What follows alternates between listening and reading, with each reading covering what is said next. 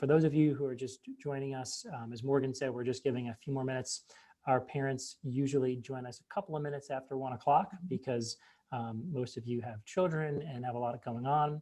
Some of you are like me and have ADHD and you're running a couple minutes behind anyway. So we usually wait a couple minutes. So I'll just introduce myself real quick and then I'll let Jill introduce herself.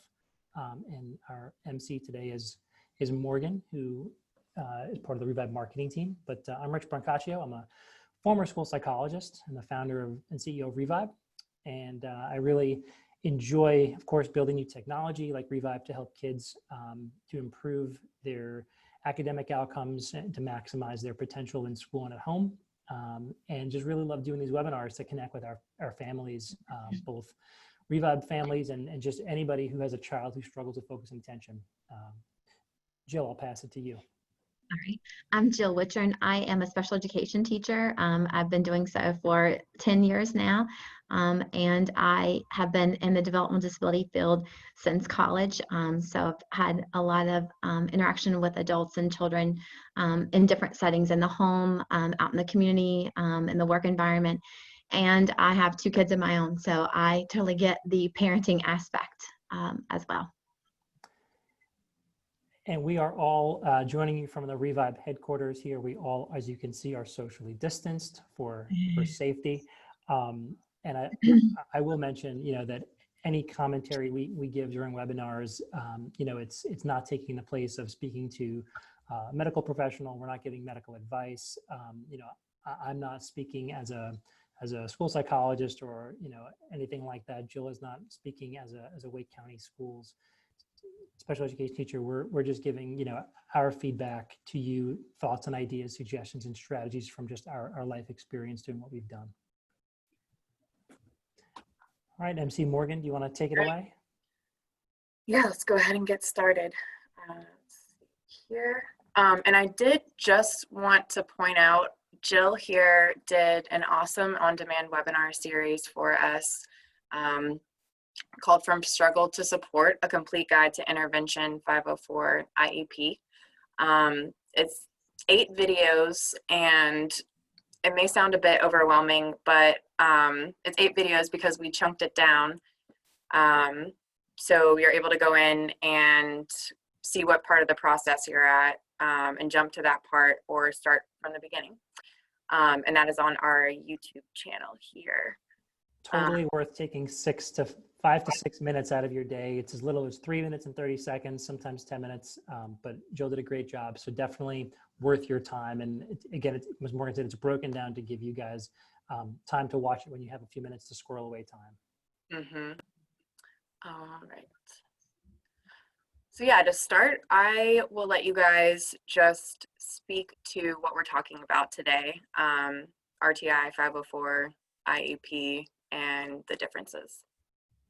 Sure. So I'll lead off with just the generalities and kind of let Jill drill down into some of these. But there's 3 different things in general when you're talking about providing more support for a child who's struggling in school, most commonly struggling with academics, although there can be some other things that wind up as part of some of these plans as well. We start, generally speaking, in the US nowadays, we start off in the RTI process. It's called a bunch of different things. We call it RTI, which is response to intervention.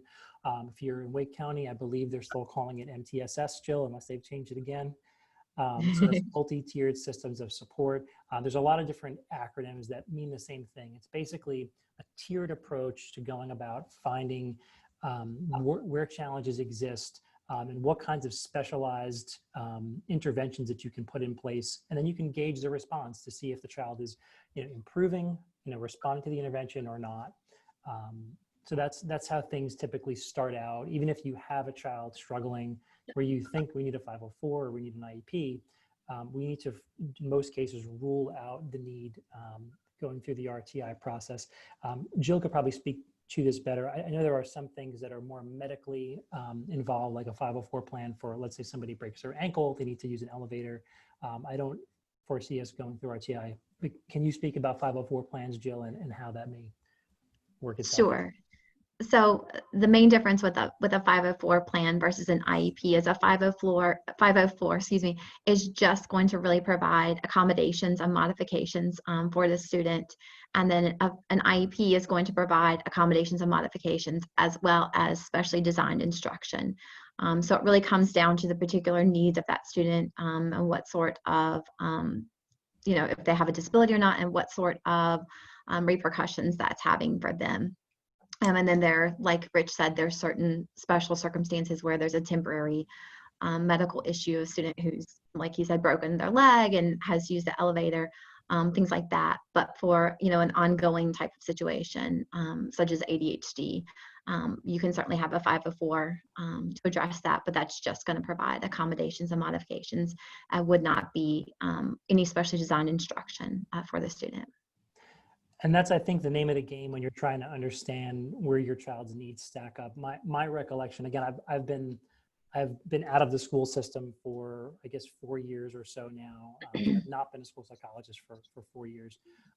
But when I was working, the way I thought about IEPs, as Jill said, the main driver was that it was an individualized education plan. It wasn't just, we need to give this child more time for doing their tests, and we need to give them a quiet setting to take their tests in. We need to create something that's unique to just this particular child, and that may require individualized instruction more so than you would typically receive in the classroom. Is that accurate, Jill? Yes, definitely. Great.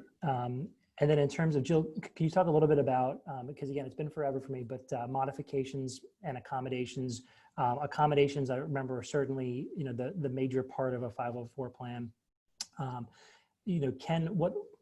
How much can people typically expect to see modifications done in a 504? Is it never done in a 504? Is it done lightly in a 504? I remember there's kind of some gray area. It really depends on the needs of the student as to what accommodations and modifications they receive. It needs to be things that they're, realistically going to use and that will support them. Basically, there's some kind of issue that is causing them difficulty with appropriately accessing their education. And we're all about trying to have equity, that everybody has a fair shake at learning what they need to. So it really just depends on what the needs are for that particular child. It may be things like extended time, like Rich had mentioned, or testing in a smaller setting. It may be, some kind of check-in, check-out system for behavioral things. It just depends on, what the needs are for that child and what their area of disability is or what their area of struggle is. I used to think of the modifications thing as it was a very common thread among the IEP to have a lot of modifications that would be done. And the 504 plan, I used to think of it as, as Jill said, it's a per student, case-by-case basis. And typically I used to see, lighter weight types of modifications for 504 and really true heavyweight things that were truly modified for kids with an IEP. So yeah, I think it's just important that we kind of share what these things are, because a lot of people don't understand how these three things interact together and what the processes are. So some of the parents asked some great questions. So let's get into those, I guess. Yeah, okay. So the first question has to do with getting started and requesting 504 or an IEP. They're wanting to know, do they have to have testing completed prior to this request? Do they have to do that privately, or can they do it through the school? And about the documentations for getting started. I think, Jill, you were going to take this one, or? Okay. Yeah. I don't know. I wrote down slide numbers and then I don't have them. Slides aren't numbered, so. Yeah. But I can speak to whatever, and Rich can always tell me to put a hand up and stop me. But so you do not have to have any evaluations prior to requesting them. You do not have to get them done privately. There's always the option to have them done through the school system. That being said, there are certainly parents who prefer to have them done privately.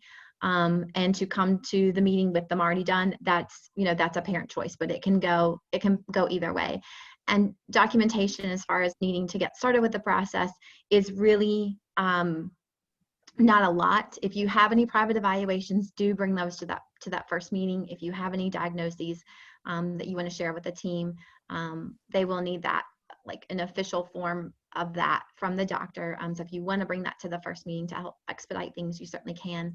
But other than that, it's really going to be the documentation that the teacher has that shows, the student's grades, what interventions are in place, have they been responding to those interventions, and then certainly any information that you as the parent can share as to what you're seeing at home when working on homework, or any work samples that you've saved that have been sent home. Documentation of conference between parent and teachers discussed at this meeting. This first meeting, you start off with a referral meeting and just kind of put all the information together and kind of look at everything and tease out what's going on, if there's interventions in place, how the child's responding to those, if they're responding to those at an appropriate rate, and then make a decision as a team, kind of what the next steps are. I'll chime in with a question, actually, Jill, for you. Again, I've been out of the game for just a little bit. 4 years is not too long, but a lot changes every year. One thing that I read into that question as, in terms of documentation, what would affect me when I was a school psychologist was, depending upon the documentation parents presented, the most direct paperwork, kind of cover your behind as a parent way of getting the process started was certainly to write a letter, and to present it to the principal to say, I would like my child evaluated for special education. What I'm a little fuzzy on that I'd love for you to chime in with is, so Jill and I can primarily speak to how we do things here in the great state of North Carolina, because it's where we're both based. And keep in mind, it's different. Generally speaking, there are some differences and some nuances state to state across the country. Things are called, different titles. There's different timeline requirements, different procedural process driven things that vary. But Jill, in North Carolina, can you refresh my memory? If a parent writes for testing, we have a 90-day clock that starts where they have to be evaluated and report presented, and a decision basically made for eligibility within 90 days. What I don't recall is, does the 90-day clock reset if you start back through the RTI process, which I know is a component. We've sometimes run them concurrently, sometimes we run them separately. Can you speak to that timeline and how it works? Yes. So what I think so in North Carolina, to back up a little bit, and then I'll answer your question. So in North Carolina, typically best practice for us is, if we get a parent request, and that may be sent to the teacher, it may be sent to the principal, it may be sent to both. But teachers are trained when they get those, if they're unsure, if they think a parent may be requesting an IEP or requesting a meeting to discuss that, because sometimes the letters aren't clear in what a parent's looking for. Sure. They go ahead and forward those on to the administrators at the school, and then they look at those, sometimes with us special education teachers, to tease out what the parent's asking. And then best practice for us here in North Carolina is to try to have those referral meetings within 7 to 10 days. And then once we have that first meeting, if we decide to test, then that starts that 90-day clock for us to get all of our evaluations done, meet back, go over those results, and then develop the IEP and begin services if the child qualifies. And I lost my train of thought about what you'd ask, Rich, so sorry. But what I think you were saying, I remember not, what I think you were saying is, if the team meets and they decide not to evaluate and that they're going to continue RTI because the child's responding appropriately. Okay, so if that's the situation, if so the team meets and the child is responding to interventions, they plot out on the graph the child's growth, and we can see he is responding appropriately and is working at a rate fast enough that we will close that gap, then the team may decide not to request evaluations. And so that would close out that referral process. So, and it does happen sometimes, and is certainly shared in the meeting, if things change, if Johnny's needs change, something else comes up, or at some point the interventions stop working, or the progress does not continue at a rate that's appropriate, then the referral process would begin back again. That could just be a simple, follow-up email to the school. Hey, we had met on such and such date and had a referral meeting, decided no. Johnny's not progressing the way I'd like. I would like to have another referral meeting, and that'll just restart that process again. Then you're back to whatever best practice is for your state, having that referral meeting within a timely manner, and then making a decision. Again, looking at the data again, all the previous data, as well as what we now currently have since that last meeting, to make a decision as to whether or not it's now appropriate to request evaluations. There it was. You hit exactly on what I couldn't remember. That was very helpful. Sure. For me, it just has been so long. So one of the things in terms of documentation, as Jill said, if you request an evaluation, it doesn't automatically mean that you're going to receive an evaluation. What typically happens, as Jill said, is you have to look to see, do we have data that substantiates moving forward in the process? Oftentimes, the answer, most likely, if it's coming from a parent and the process hasn't begun on the school side, or there hasn't been a concern noted by the school, there likely is not a documentation trail, which is why the team would likely say, at this point, we're going to say, no, not now. However, we're going to move this to the RTI team to begin to gather that data. And as Jill said, the process clock doesn't start until the team decides to say yes. But if I remember correctly, the time clock does start if the team at that, what we call here in North Carolina, a Deck 1 meeting, if the team does decide to move forward, the clock actually started when the parent wrote the letter, Yes. which is why it's important that the schools meet within 7 to 10 days, because it gives the school enough time to get that process done. One thing I used to get asked a lot of questions about was, what's the advantage to bringing my own testing? Meaning you go find a psychologist, have the evaluation done. It's called a psychoeducational evaluation, which is for psychological and educational evaluation. The advantage is I don't believe you're going to get a higher quality evaluation. School psychologists do an amazing job. But what I will say is, if you really don't want to wait for 90 days or more, the only advantage is time, right? You could potentially get an appointment next week. They'll take a few hours to evaluate your child, take a few days to write the report, and 7 days later you have a report. Again, you may still have to gather data through the RTI team, but it's the evaluation process that you're saving on in terms of time. All right. Okay, so let's move on to the next question. Thanks for y'all's responses there. So this is more of a specific scenario. Andy wrote in, her 6th grade daughter and 9th grade son both have ADHD and are on 504 plans. They've had challenges with remote learning, specifically with completing and then remembering to submit their assignments online in that new environment. So Andy was wondering if you guys have any suggestions for what to add to the 504 plans to better accommodate this remote or hybrid learning situation. Jill, I'll let you lead that one. I've got a couple of thoughts, but I think this is more up your alley. Sure. Just off the top of my head, a couple of things that I would think about would be possibly a checklist. And again, the 504 team would be deciding the specifics of this and what it would look like and how it would best work. But some sort of checklist, that's whether that's daily or weekly, that the kids could use to keep track of what they were actually responsible for doing as far as assignments.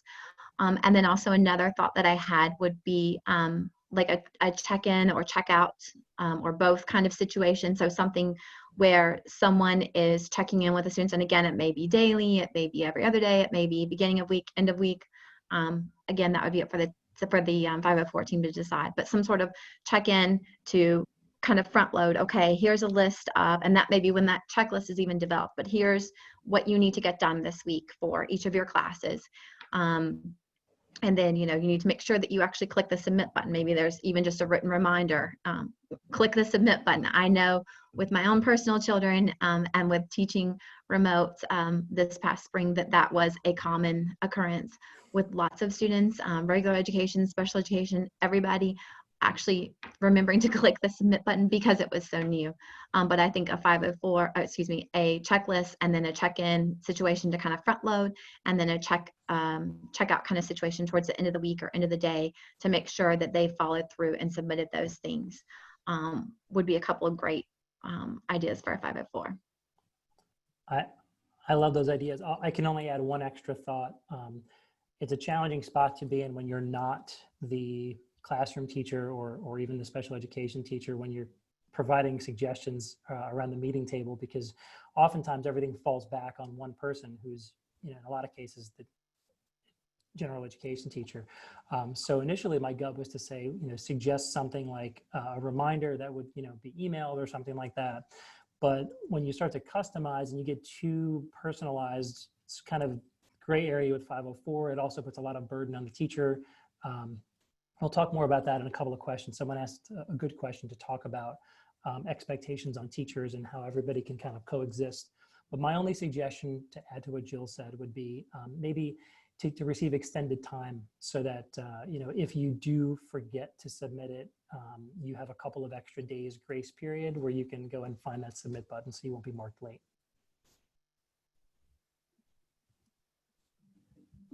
All right. The next question is also a personal situation from Christine C. So her daughter's dyslexia evaluation was cut short by the school closings during the pandemic. The behavioral social portion is still remaining. That's where she thinks the issue is for her child.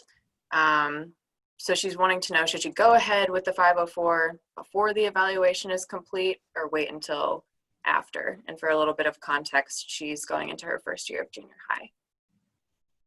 I think, Rich, you were going to take this one, or? Sure, I'll lead this off, and I'd love to get input from Jill as well. So I have a saying: the only bad intervention is no intervention. I think doing nothing is the biggest, no when it comes to kids who are struggling.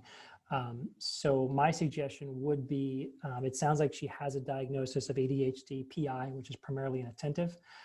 I would suggest, the first thing I would do actually is to have a conversation with the school and just say, what's the plan here moving forward?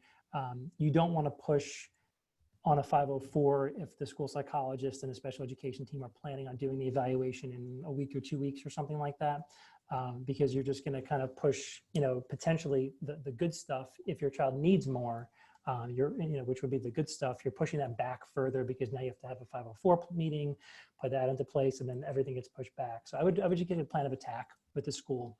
If the school says, we don't have a plan for assessment right now, we're still developing protocols, so we have an indeterminate amount of time, then I would say, well, while you're figuring that out, would like to talk about a 504, now. That's my suggestion, is to get something in place first, but to do it in a order that makes sense.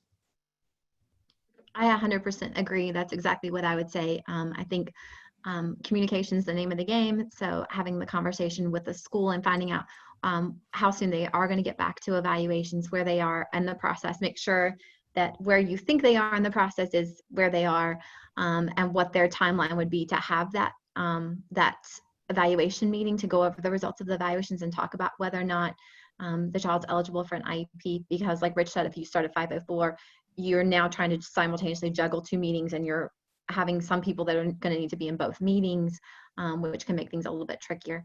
But if they're going to need more time, then certainly a 504 would be great to give those accommodations and modifications, because there's definitely a lot more to manage going into middle school, junior high school, with additional teachers, things like that for students.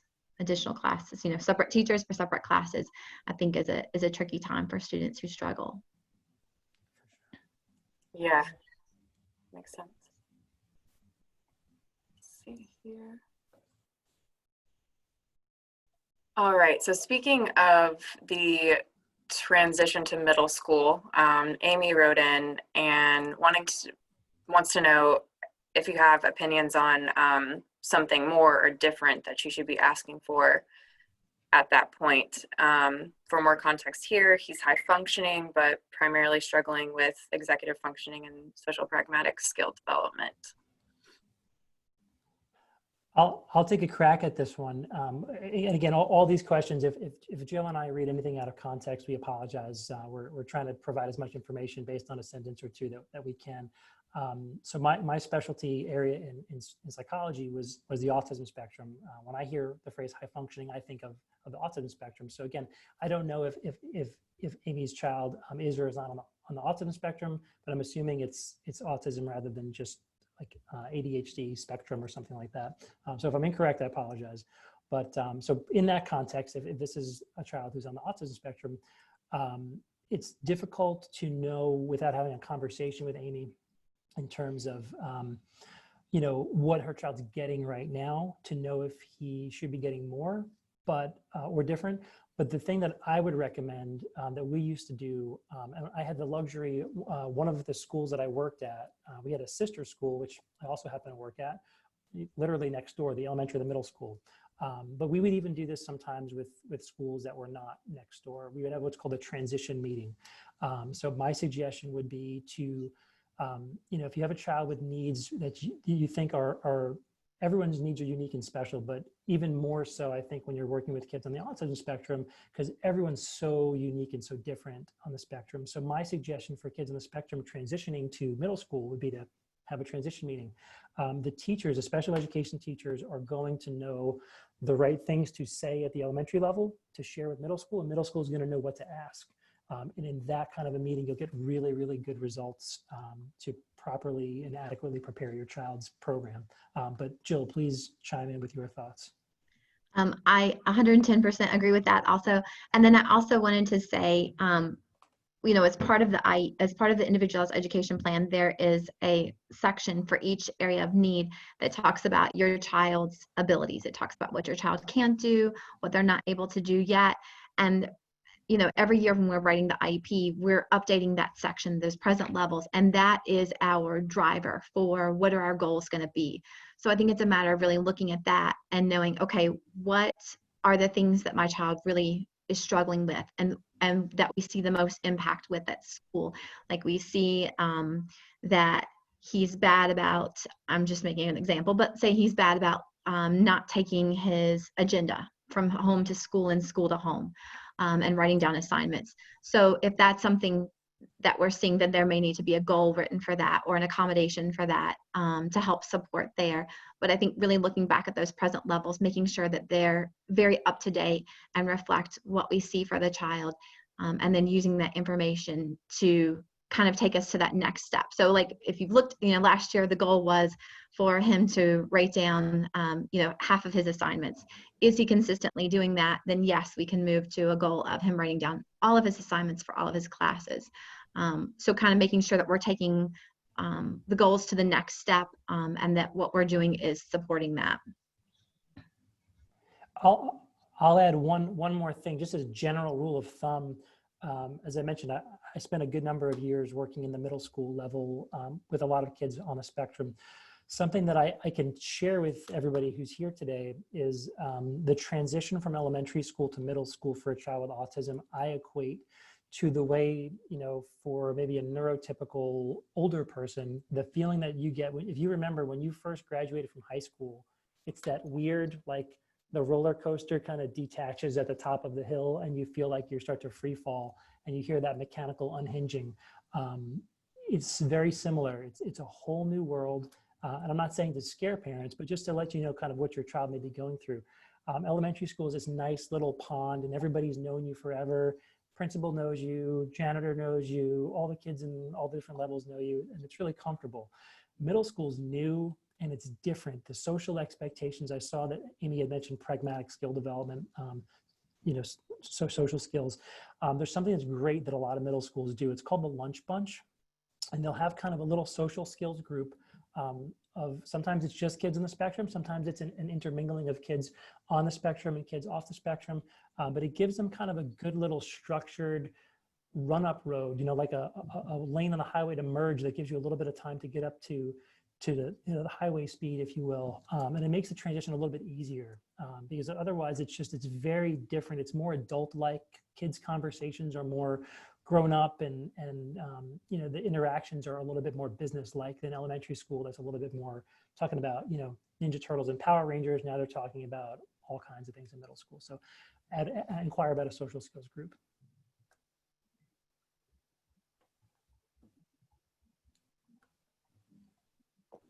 All right. Oh, let's see. Let me make sure that I didn't skip one here. All right. This next slide is a bit related. So this is another specific question. Lori's sixth grader has autism, particularly Asperger's, dysgraphia, and ADHD, and has been in an inclusion class since kindergarten. He functions at grade level and above in most of his subjects, but needs social and emotional support. So last year he finally got one-on-one assistance, speech therapy, occupational therapy, but she's wondering, as he matures, could a 504 be better, or could the IEP, sticking with that, be the best route throughout middle and high school? I'd love to take the first very short answer, which is kind of probably the textbook answer, but I'd love to quickly pass to Jill to give us like the real world answer, right? So Sure. my perspective, you generally want what we talk about as like the LRE, the least restrictive environment, which I think extends to 504s and IEPs. You don't want to give somebody more support than they need. Too much of a good thing is not a good thing, whether it's Reese's peanut butter cups or ice cream or cake or educational support. What I've seen happen sometimes, it's not extremely common, but sometimes when you have too much support, kids are not pushed and kind of had their feet held towards the campfire a little bit more to force them a little bit out of their comfort zone to start to grow more than they should. I mean, that's the whole model about inclusion. We want to get kids as general as we can, general environment as we can. So giving them too much for too long is not a good thing. But there's also, if you pull the rug out, not a good thing either. So that's my best practices answer. Jill probably has a better answer for the world. So I think this is a great question. I think, our goal with special education is always that at some point in an ideal situation, depending on the needs of the child, that we would like to see children eventually be able to exit special education. There are certainly children who have much more involved needs who are going to continue to need special education throughout high school. But for those students who are able to access a general education classroom, we do want to, as much as possible, pursue that least restrictive environment and move towards getting them as independent as possible. That's the whole goal of the IEP, is to catch them up where they are academically as much as possible, and then provide them with just enough support, just that right amount that they it's what they need, it's what they have to have, but we're working towards them becoming more independent. So it's hard to say, what your child's going to need transitioning to middle and high school, because your child is in whatever is in sixth grade right now. So, by eighth grade, transitioning to high school, he may look very different as far as what his needs are and what his abilities are. So I think that's a lot of the conversation that you are having with the team about where the child is at right now and how independent they are. I will say, if he's receiving one-on-one assistance, that is something that would need to be tapering off, that you would want that support to be stepping farther away from him, supporting less frequently throughout the day. You want to see that he's picking up more independence on his own to be able to eventually look at exiting from special education and just pursuing a 504. And again, keeping in mind that your main difference between your 504 and your individualized education plan is that specially designed instruction. So if he's going to a 504, that means he just needs some accommodations and modifications to the work that everyone else is doing, and he's going to be able to access that. So I think it's a matter of just time, more information, more data as he continues to grow and mature, and just really, holding him to his best ability and pushing him to become more and more independent, and see what that looks like as he gets older. I'm going to throw something in here and talk about something we're not supposed to talk about. I think, yeah. So Jill, chime in as much or as little as you're comfortable.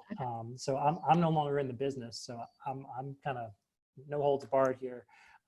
But I want to mention something that, I never really felt comfortable talking about very much when I worked for the school system, just because, it's kind of stirring things up a little bit. But now that I'm retired, I think it's a good thing just to mention. There's something that, I don't know if everybody would openly admit this, but I've worked in the classroom before I was a school psychologist, and a lot of family members who are still active teachers, and friends who are teachers. So there is a perception, there's a difference in perception of a 504 versus an IEP if you are a general classroom teacher. And what I mean by that is, you need to learn what this perception is, and you need to utilize this to your child's best interest. And what I'm referring to is not that a 504 is better or worse, or an IEP is better or worse, but it depends what your goals are and what your child's needs are. I'll give you one example. There's a child I remember working with who, was, let's say, somewhere in the middle of the autism spectrum. They struggled with socialization. They struggled with some aspects of communication. They were verbal, but it was a challenge. Communicating wasn't as clear and straight away for this child as it was for somebody who was neurotypically developed. And this child's parents knew that this child could do more than they were doing in the classroom setting that they were in. So for this child, as they grew every year, they were making a lot of progress. They felt, just confiding in me, they share that, I feel like someone looks at my child's, area of classification, and it says autism on the top of the IEP. And they immediately pigeonhole my child as, they're this, or here's my expectation set here, or wherever it may be for who's ever reading it. But that particular parent felt that diagnosis, that area of exceptionality was in some effect maybe a limiting factor for their child's growth, based on people who, especially when they were transitioning from elementary to middle school, people didn't know this child and know what they could and could not do. So that parent, I remember, as the child grew and needed the IEP less and less, for that parent, it was important to them to transition to a 504 because they wanted this child, as they made these improvements, to not be, categorized or kind of pigeonholed into a certain level of performance or expectation. But the same could be true the other way as well. So that's what I mean when I say that. Understand how they could be viewed and what your goals for your child are. Always putting your child's needs first, whatever's best for your child's, learning and social and emotional growth. Just understand how to utilize these things to your child's benefit. I would love to speak to that labeling piece a little bit. I know, and I have certainly, as a special education teacher, seen that where parents come in and they have not pursued the referral process themselves. And they specifically do not want their child labeled. They're very concerned about their child qualifying for special education and there being this label that follows them. And then there are certainly other parents who want their child to have that because it gives you a frame of reference to know, to have kind of a general idea about how to approach a particular child. And I have to say, one of the things that I heard early on when I first, my background, the first experience that I had working with children and adults with developmental disabilities was autism. So autism is very near and dear to my heart. And one of the first things that I heard was, if you know one child with autism, you know one child with autism. It is a spectrum. It is a very wide range as far as abilities. And the same thing for all children. They're all very different. So it's tough. I know that parents don't necessarily like the label, and there can be some negative connotation, but on the flip side of that, that can also provide your child a layer of protection and understanding, because when I look at a child's information and I see that they have autism, I know that they may be a little bit more literal than other students, and they may not understand certain nuances of conversation, sarcasm, figurative language, things like that may be tougher for them. And they're just going to get more grace typically from teachers, that they're going to be able realize that they don't may not have as good skills with the social things, having conversations, interacting in the classroom. That can be, I know, particularly tough for some students who have autism.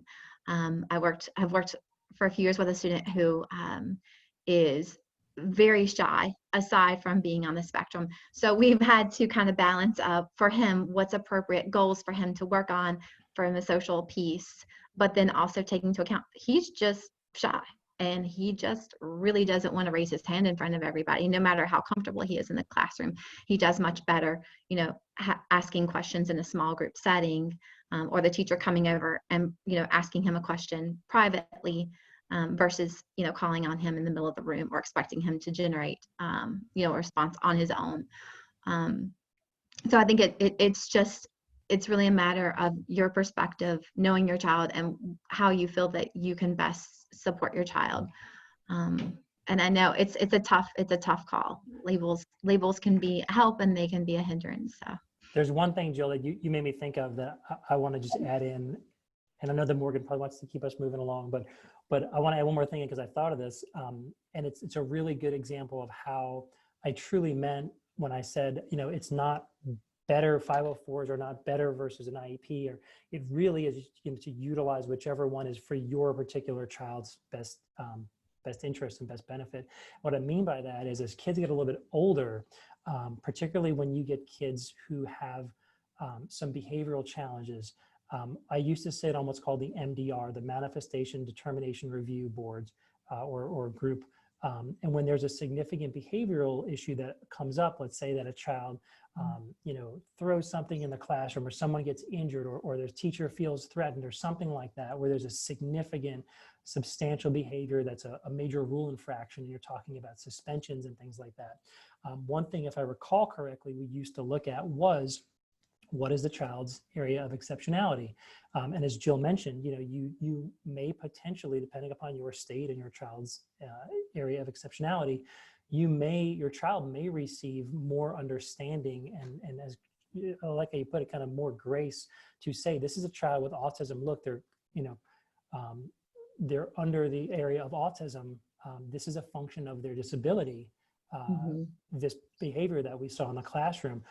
And it's really helped several of my students before, where I could make a clear case and say, this is a function of fill in the blank of autism or of an emotional disability. It's not just they felt like throwing a stapler at somebody, or whatever the case may have been. So there is a layer of protection to appropriately classify your child. So I didn't want you to, as parents, to just get the idea that we want to tell you, get your kids to the just whatever's the least. If it's 504, get them down from IEP to 504, that's better. Not necessarily better. It could be helpful, just depending upon the context. Right. And yeah, just to shout out Angela's question, you guys gave a great answer for the one up above, and just touched on exactly, what you're saying, like goals and need, regardless of grade level, really.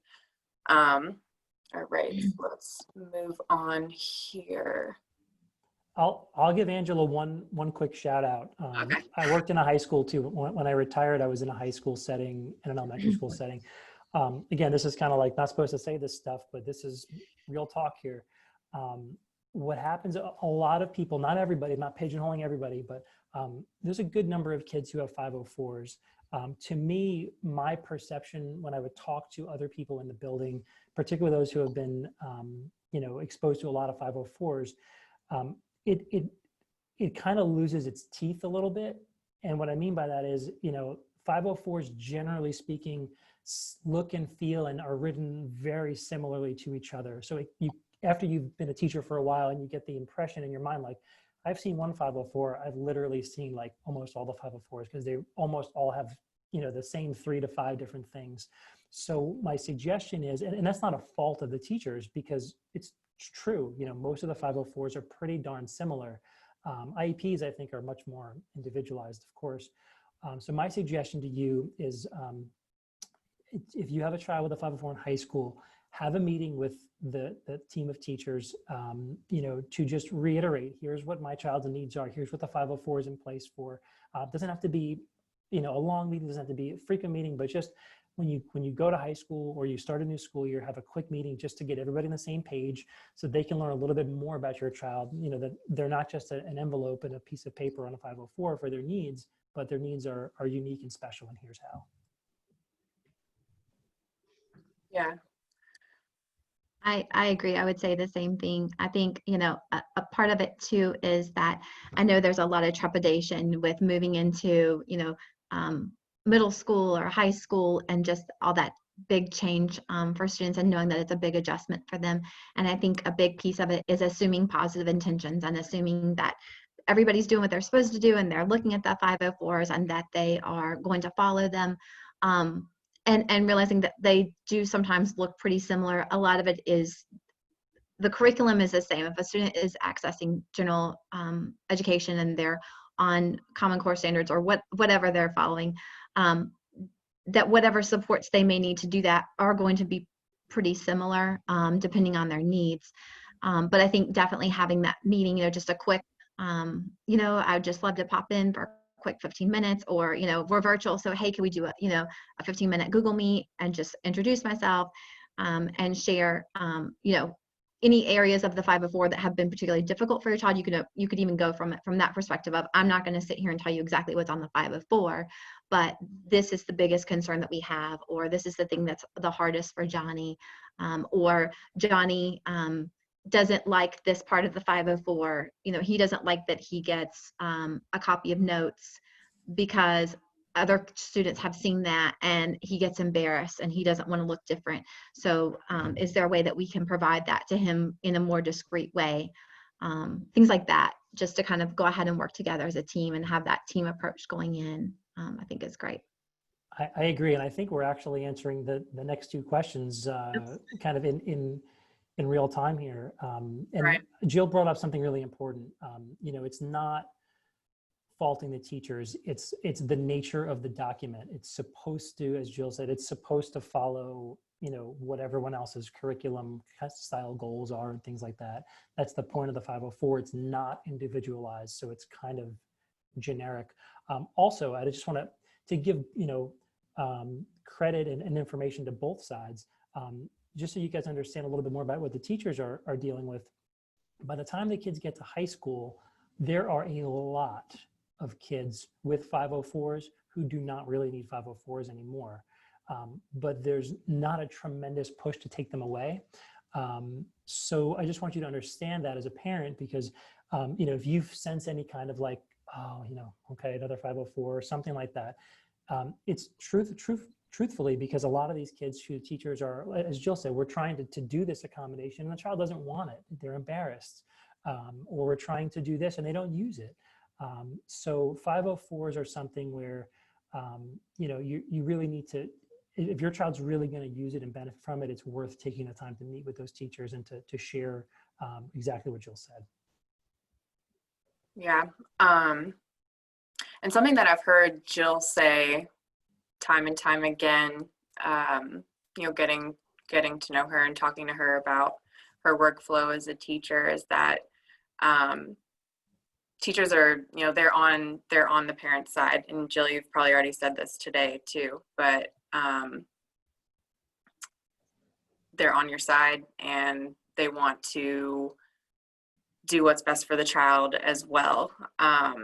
So I guess, is there anything else, Jill, that you would want to add to about these questions about, like following accommodations and such?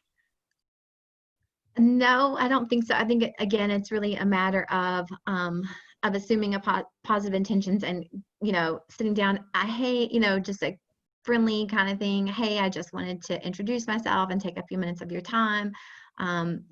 Is there anything that I can do on my end to help support you? So really, as a parent too, coming in with that team approach of, I'm here to support you as my child's teacher. Here's my email address. If he's having difficulties, please let me know. We'd rather not find out on a report card that he's not turning in his work. So just again, that teamwork piece, and having those initial conversations, and keeping respecting teachers' time. The beginning of this year, I know a lot of us are going into remote learning to start with, and we are all still figuring out what exactly that's going to look like and how that's all going to flow together. And so I think it's one great thing that has happened with all this is that we have really had to work together as a team, and I have felt more connected with my parents than I ever have before. And I've always felt like that I've had a great rapport with my parents, but we've really had to work together. And with my instruction being remote, I have had parents sitting there because they want to make sure they're keeping their child on task, and they're able to see how I teach their child, and they've been able to use that to work with them more at home too, using the actual strategies that I use and things like that. So I think it's just a matter of everybody pulling together and figuring out how to best support the child. That's all of this is. The whole goal of education is to teach your child. Our goal is for every child to come into the classroom and get whatever they need to learn out of that year as much as they possibly can. If they're not able to fully get that, what supports do we need to put in place, or intervention or special education, whatever that may be for your child, to get them to to maximize their potential for the school year. Great. So we do just have about 7 minutes left, and we have about 7 questions. So we're going to try to speed through this, but if you guys have feel like you've already adequately answered, a question, just let me know. So this next question, I think, Jill, you were also going to touch on about hiring a school advocate. Philip was wondering about that, and more specifically, how to respond when they're telling him that the annual update should only take about 5 minutes or so.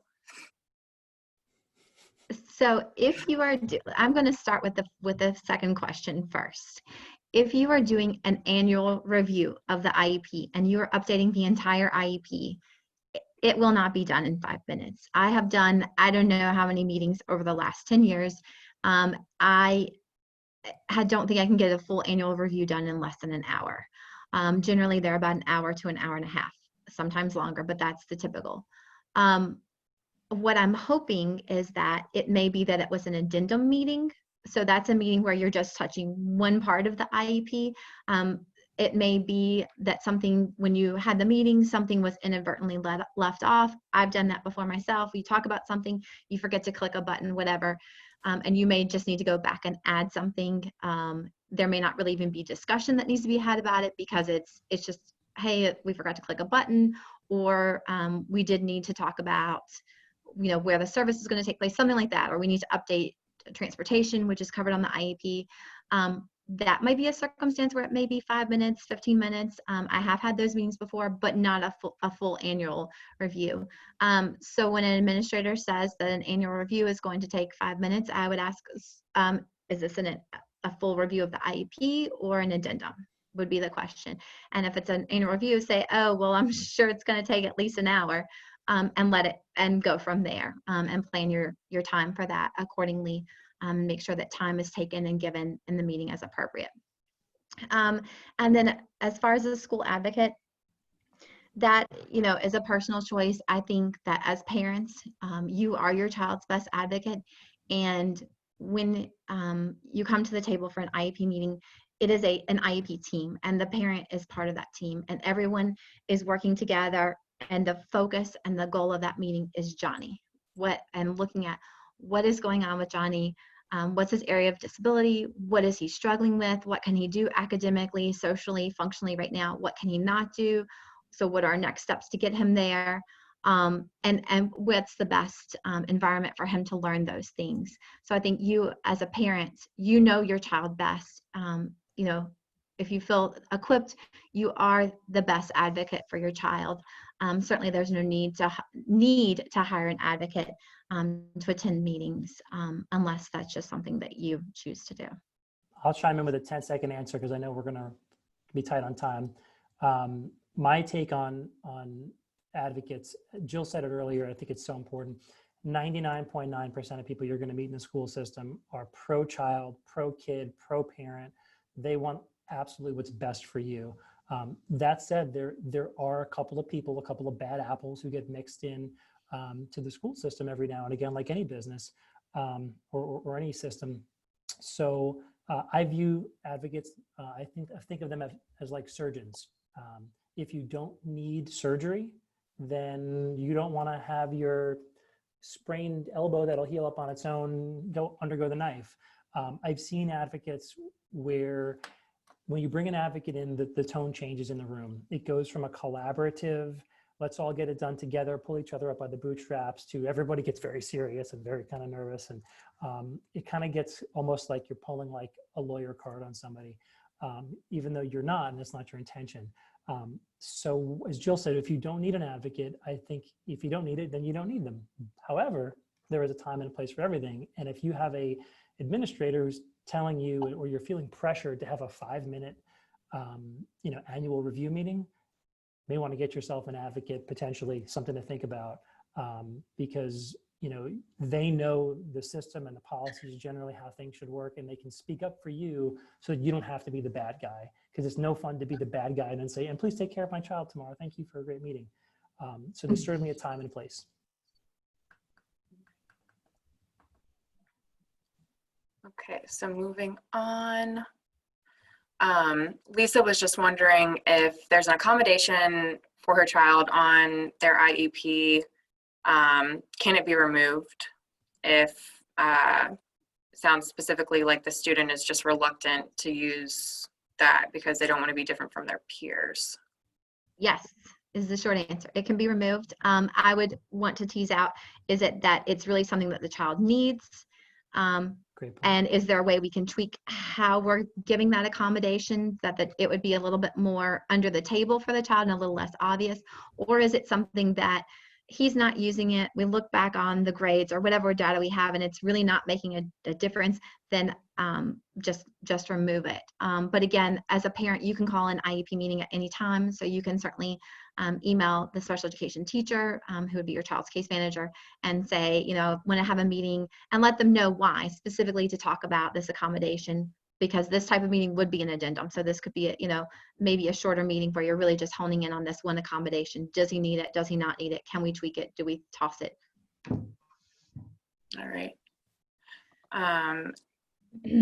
And then Cindy sent in a question which might tie back to Christine's question about the evaluation process kind of being, thrown for a loop during the pandemic.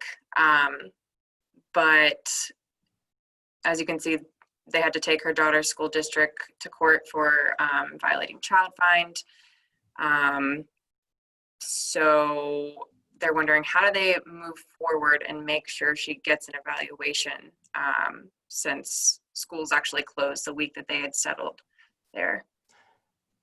I can try to grab that one quickly. I'll preface it by saying, we're not attorneys. We don't give legal advice or educational legal advice. This is just from my experience formerly working as a school psychologist. My thought, if it were me personally in your situation, as I mentioned earlier, I would reach out to the school to try to find out what the plan is. I know some folks now from a school psych evaluation perspective are talking about finding a group of school psychs who are comfortable meeting with children, both parties wearing a mask, and trying to use an assessment maybe like the RIAS or something like that, where there's less hands-on, like block design and things like that. We can kind of sit further apart, more space. So I would try to communicate with the school, make sure that she gets an evaluation.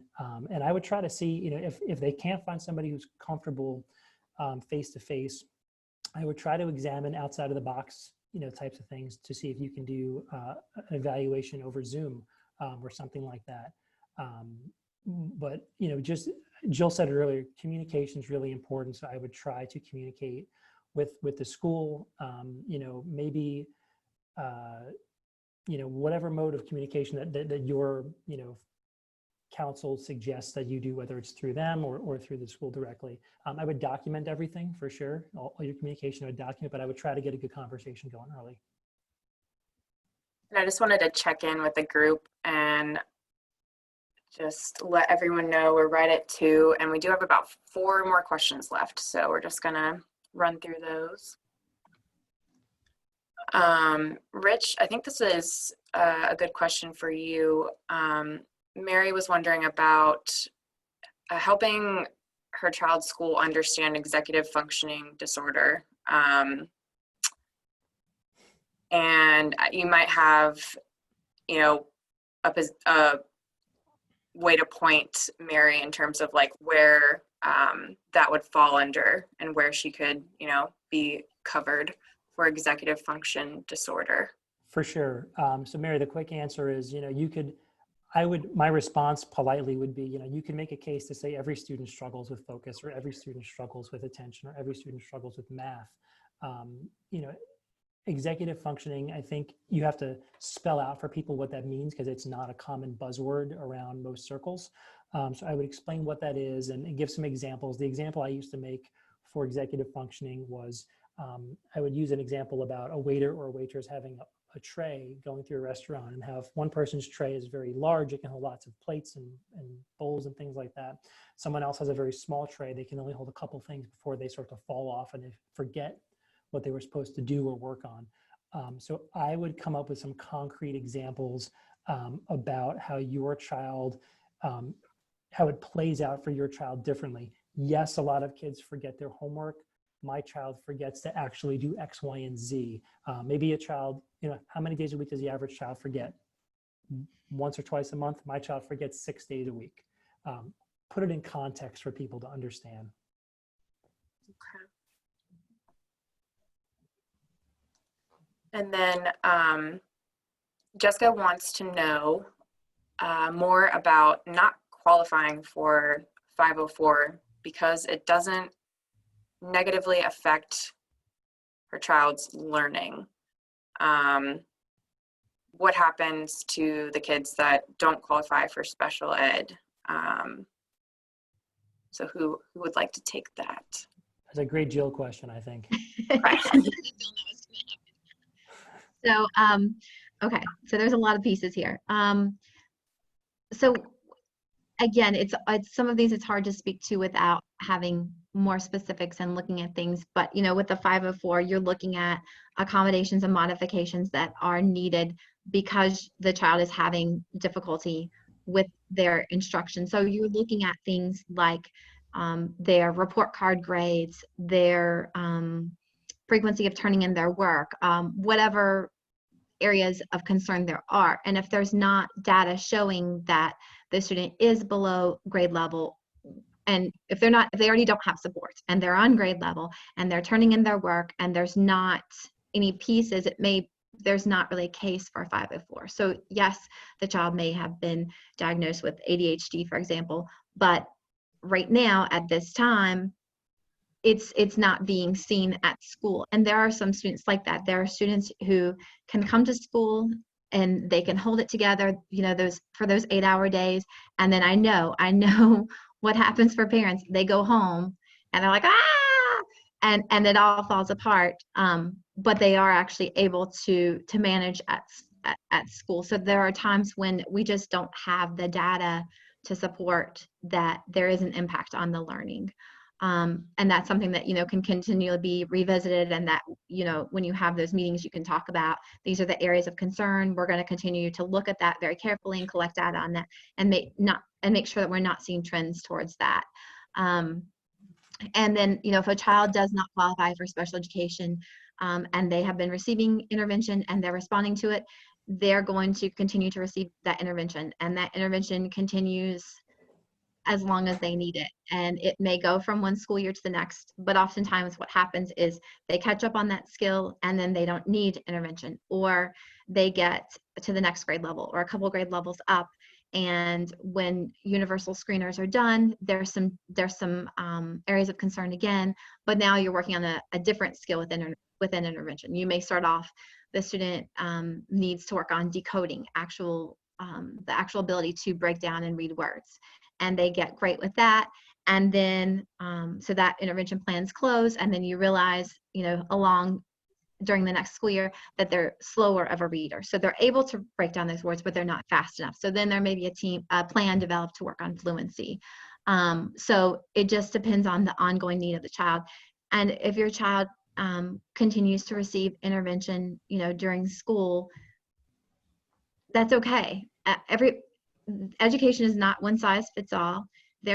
I don't know, we've all bought things that are one size fits all. They are not. It's not a real thing. It doesn't work that way.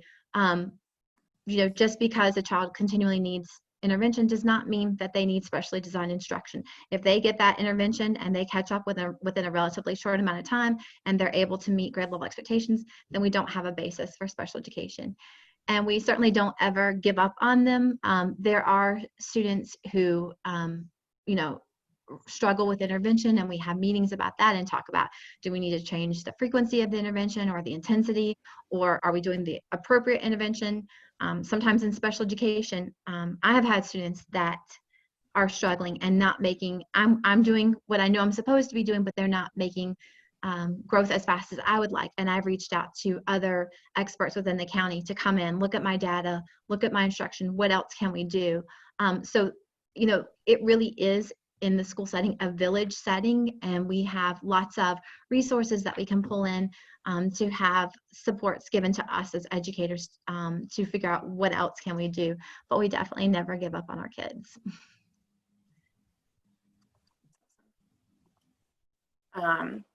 Okay, so then running through these last couple slides here,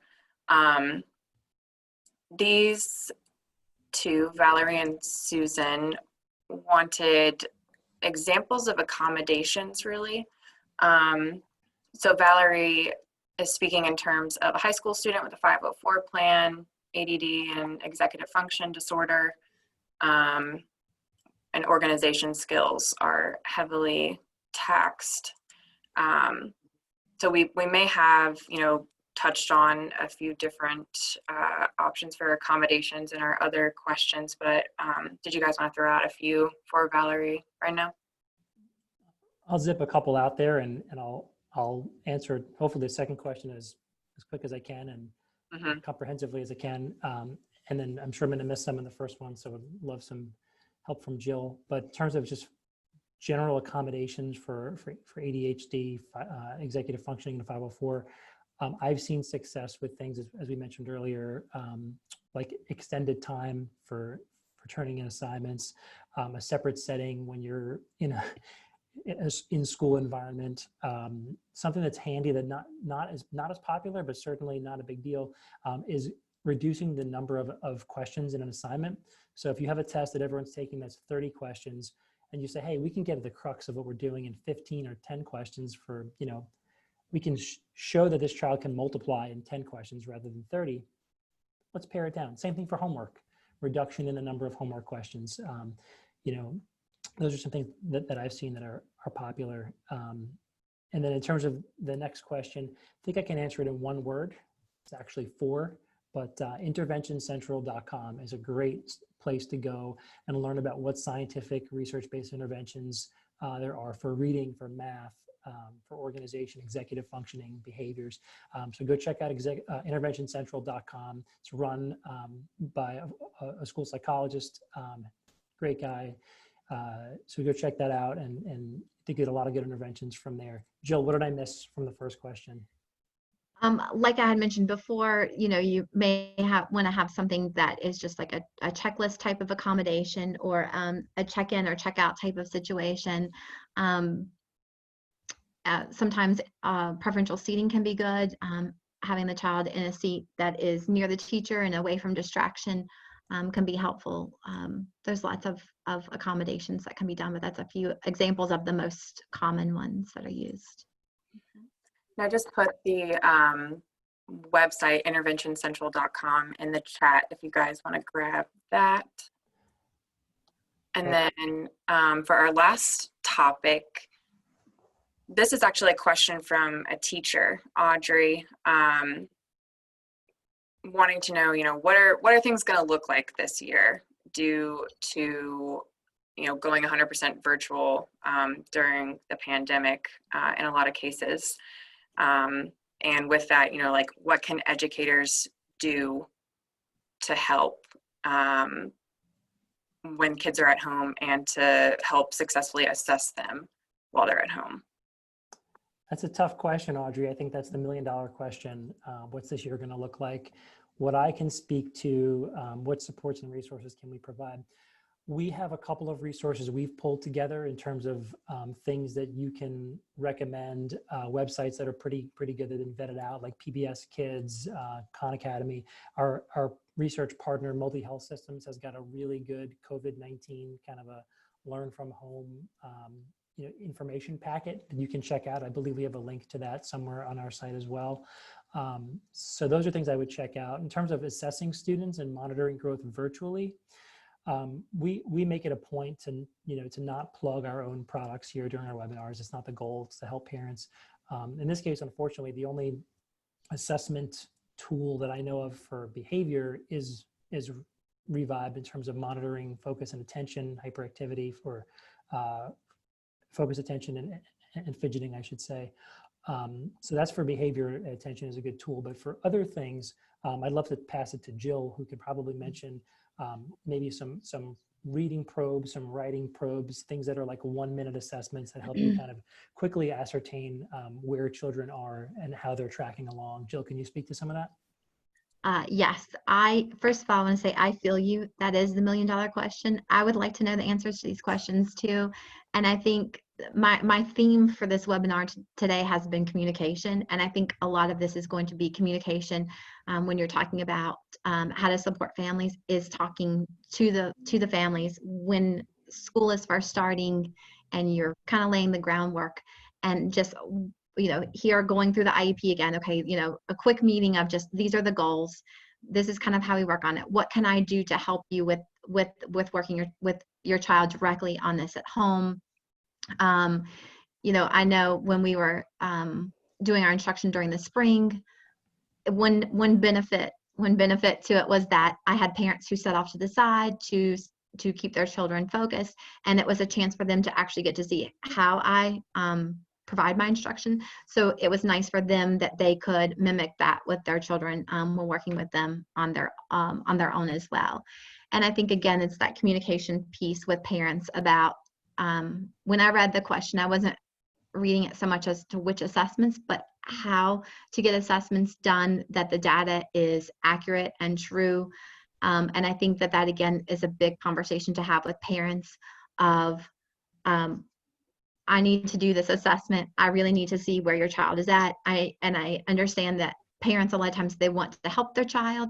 They want their child to do well, but we're using this data to see where your child is at right now, or we're using this data, a few weeks down the road to monitor growth. So you can, just be clear and say, you can sit next to them.